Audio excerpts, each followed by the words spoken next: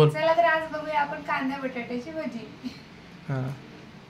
तर इथे मी कांदा असा उभा चिरून घेतलेला आहे आणि त्याचबरोबर कच्चा बटाटा असे उभे उभे काप करून घेतलेले आहेत. यामुळे काय होणार आहे की आपलं जे भजी आहेत एकदम कुरकुरीत बनणार आहेत. इथे लसूण आणि मिरची वाटून घेतलेलं आहे आणि थोडीशी कोथिंबीर बारीक चिरून घेतलेली आहे. आता यामध्ये मी मिक्स करते. त्यानंतर आता यामध्ये टाकूयात आपण बेसन पीठ. अगदी 2 चमचे मी इथे बेसन पीठ टाकणार आहे, थोडंसं कमीच टाकायचं. भजी अगदी कुरकुरीत होण्यासाठी इथे काय टाकायचं आपण बारीक रवा टाकायचा आहे. यामुळे काय होतं एकदम कुरकुरीत होतात भजी. त्यानंतर चवीनुसार मीठ टाकायचं आहे आणि थोडीशी लाल मिरची टाकायची आपल्याला, कारण हिरवी मिरची पण आपण यामध्ये टाकलेली आहे. त्यानंतर हळद टाकलेली आहे आणि ओवा हातावर असा बारीक करून घेतला आहे आणि मग तो टाकलेला आहे.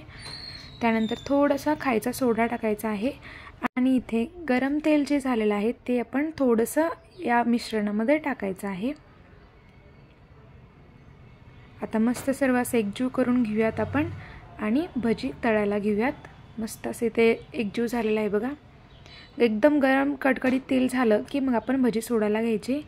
आपल्याला जर यामध्ये रवा टाकायचा नसेल तर काय करायचं, पीठ जे आहे बेसन पीठ तेच थोडंसं जाडसर असं दळून आणायचं, म्हणजे एकदम कुरकुरीत होतात आणि तेलही जरा पण राहत नाही भज्यांना.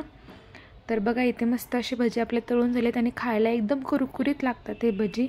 आणि नक्की तुम्ही या पद्धतीने करून बघा आणि खूप टेस्टी अशी भजी आपली तयार झालेली आहेत.